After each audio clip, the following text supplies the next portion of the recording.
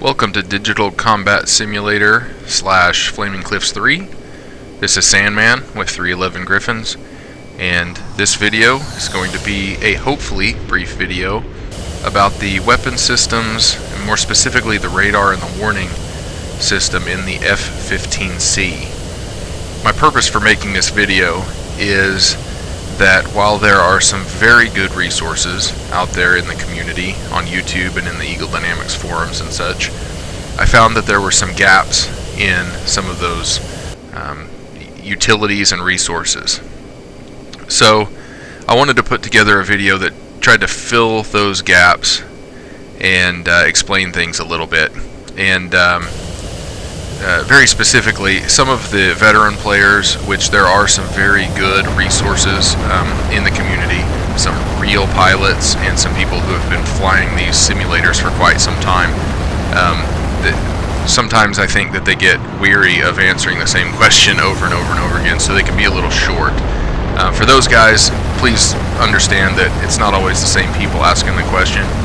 And for those new people, certainly read the manual and seek out some of the answers that may have already been answered on your own before you ask the questions. That's tough to do sometimes, but for everyone who's watching this video trying to understand these systems better, I would recommend that you read the manual and that you watch Ironhand's videos, which are from previous versions of the game, so some of the things are inconsistent, but they are very in-depth and they're very good.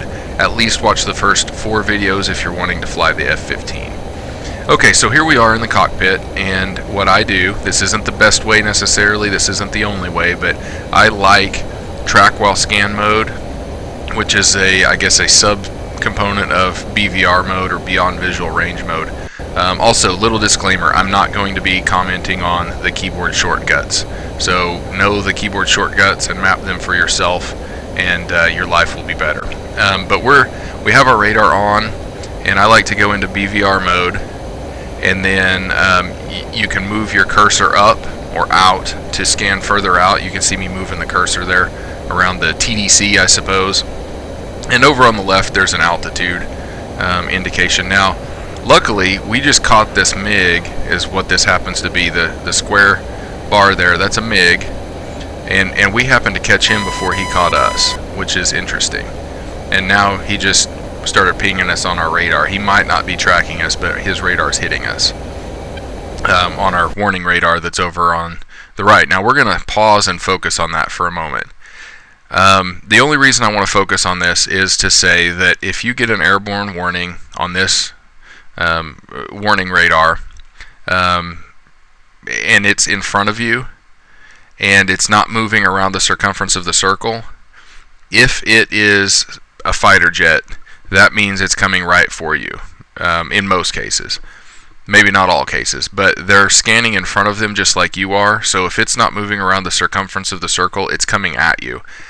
Now the reason I say that is to let people know that if an aircraft is coming at you, you're going to pick it up a little bit faster if you're in high frequency radar scan mode. I don't remember the exact term for it, but you want to be in high, not medium, not interleaved.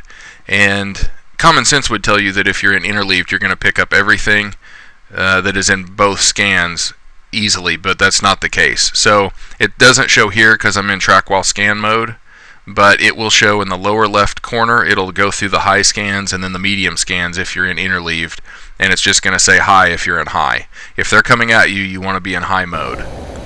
Also understand that more often than not, a MiG has a slightly smaller radar cross-section than an F-15, so the chances are he's going to be pinging you before you're pinging him. Now, a few comments on track while scan mode. You'll notice that on that radar I see 2 enemy contacts. The friend or foe system is scanning them as enemies. I can track both of them, and I can also bug both of them without going into single track mode, which I really like. Now the downside, now I just bugged the first one, the downside to being in track while scan mode is that you get a 60-degree sensor sweep instead of a 120-degree sensor sweep. But I really like it because it helps you keep a better tactical awareness of the situation. It helps you keep track of more aircraft, and you can bug up to 4 aircraft. And if you have AMRAAMs, you can actually fire your AIM-120s in succession. The first one at target 1, second one at target 2, up to 4 targets. And those are party rules. Everyone gets served before anyone gets seconds. So you'll run through the targets, and then you will go back to target 1 and you can fire more missiles. That gives you a pretty good missile spread, but it may not be a perfect solution. I just like track while scan mode because it helps me be more aware. It gives me more information on the targets. And not only that, but if you only bug them once, they don't get a lock warning that you're actually tracking them. So here we're getting pretty close. When I'm one-on-one with a single target, and again, this may not be the best way to do this, but I tend to wait until I'm well within or right within turn and run range. Now, one thing to note, when you see the lights come on the canopy rails and it tells you shoot, chances are you're not going to hit the target if you shoot right then. So if you're up against one target, go ahead and wait, and you'll see the bar on the right side of the HUD and on the right side of the radar that is moving down, and it also gives you your close speed, and you can see that on both of those, and we're going to watch that until it gets to our turn and run range, which you can see that by the second bar up on the little range scale. There's kind of a heavy bar over there. There's 3 heavy bars actually. So we're approaching pretty quickly. You can actually see him out there, and he's already fired missiles at me. So Fox 3, and we're going to turn a little bit. Again, I'm not very good at this, I'll admit, but we're going to turn just a little bit to try to help his missiles use more energy. And we hit him. I happened to fire another missile there, and I shouldn't have. I'm up against one guy, and I know it, so I'm being very wasteful with my missiles. We're going to shift into Boresight mode here just as a demonstration, and we've got AIM-9s over there, and it picked him up pretty quickly in Boresight mode, and I went ahead and shot 2 at him, and hit him with 1, but the other one splashed down, I think, or he did. So really, that's the 2 basic functions of the radar that I use very quickly there. The beyond visual range mode, especially in track while scan, you don't have to do it in track while scan because you do lose a little bit of sensor sweep, but I like it anyway. And then the Boresight mode, and I use Boresight mostly with AIM-9s. You can use them with other missiles. In fact, there's been a couple of times, and hopefully I'll get a chance to show this, but there's been a couple of times when I've used Boresight mode with my AMRAAMs when there was a jammer in the neighborhood, because I was able to find about where a plane was, and the jammer was jamming my radar, so I couldn't bug him or lock him with the radar, and so I put it in Boresight mode and pointed my plane at him and got a missile off at him. So anyway, we're going to go next to the jam wall mode and home on jam.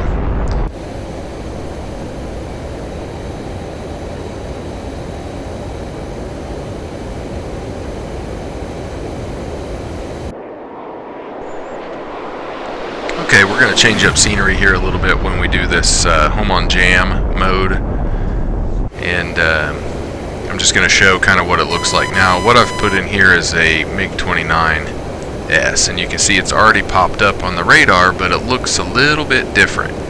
What that is it's a jamming signal, and you can actually home on the jamming signal, and it'll give you kind of a line on the signal. So what it's doing is it's picking up the signal and it's telling you the direction of it, but it has no idea where it is because you're being jammed.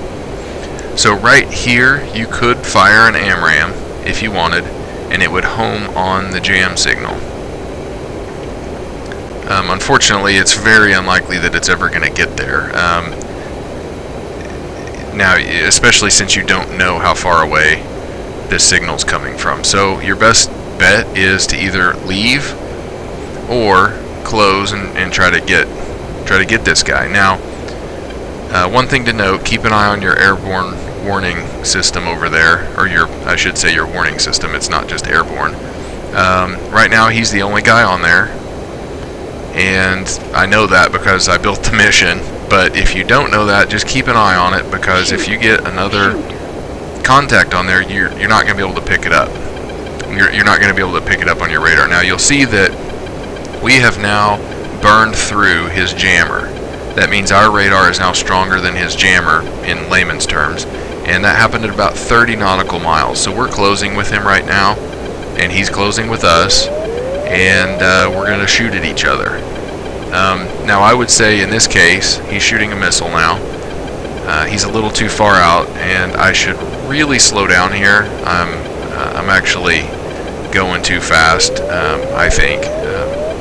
Now, I don't know if that's true or not, but you probably shouldn't be an afterburner here, in my opinion, but I am. And the missile's probably not going to make it to me, and he's still the only guy out there that I see, so I'm going to close with him, and I'm going to be patient. So now we've launched, and we're going to turn a little bit, and I don't know that he ever launched another missile at me, but we're going to turn a little bit, and then we're going to follow him and launch some more missiles at him to try to get him. Now this little guy, he was quite difficult for me to get. So I learned, I played this mission a few times, and I figured out that I needed to be patient and not fire missiles right away to try to scare him. In theory, you want to put him on the defensive, but this guy wasn't going on the defensive. He was still coming at me, and I was getting into turning fights with him, which was very difficult for me, especially in the mountains. So, at any rate, we got him, and there's no other contacts in the sky, but that's the home on jam mode that you can use your radar for, and it can be pretty handy, but keep in mind that you're going to be limited on what you can see on your radar because you're being jammed. So keep an eye on your warning system just to know kind of how you stand and if you're in anybody else's sights. Next up, we're going to do the gun mode, or the radar gun mode, which is actually really cool. So and then after that, we'll be done with this longer than I intended but short tutorial.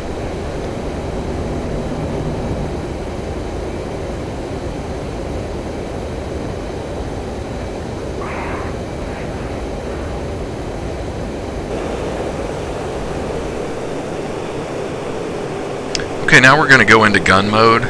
Currently I'm in beyond visual range mode, and you can see that there is an enemy contact there. Now you'll also see a friendly contact coming in the top of the screen, but we're going to ignore him for now, and we're going to go start tracking this guy. He's a transport plane, as you can see at the bottom of the radar, so I'm not too worried about him, and I'm not going to waste any missiles on him if I happen to have any missiles left. I will get a valid missile solution here shortly, but we're actually going to go into gun mode because gun mode's pretty fun. It's pretty cool. It's difficult to get a good gun solution on fast-moving targets that you're turning with.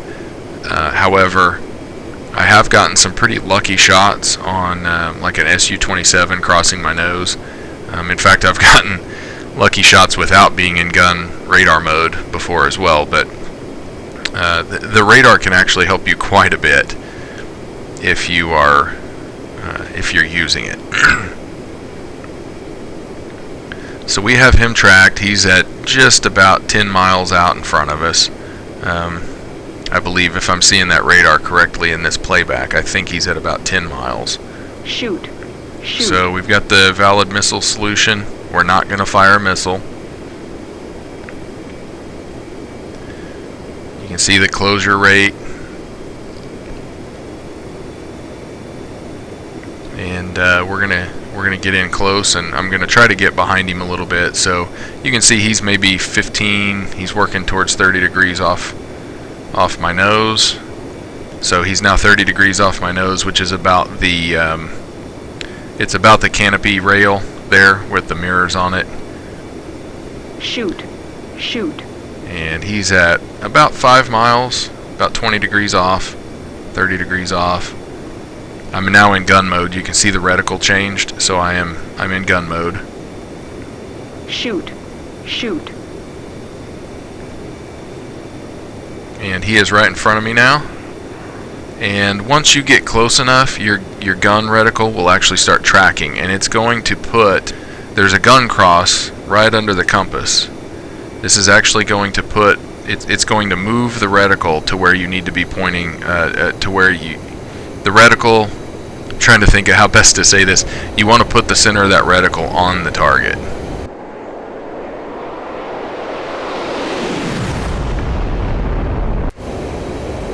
So you can see it starting to move now, right there. So we're going to fly that reticle up onto the target. We're going to give him a burst. And I like to use lots of ammo because it's cool.